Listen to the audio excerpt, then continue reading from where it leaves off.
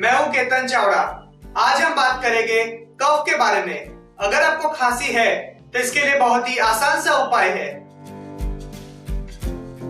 कफ की ट्रीटमेंट के लिए आपको आपके राइट हैंड साइड के फ्रंट साइड पे LU7 पॉइंट पे मेथी का दाना सर्जिकल टेप से स्टिक करना है।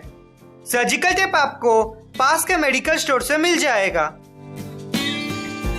अधिक जानकारी के लिए हमारे वीडियो डिस्क्रिप्शन में डिटेल्स देखिए। हमारी और भी वीडियोस देखने के लिए हमारे YouTube चैनल सब्सक्राइब कीजिए या फिर आप हमारी वेबसाइट पे भी जा सकते हैं। धन्यवाद।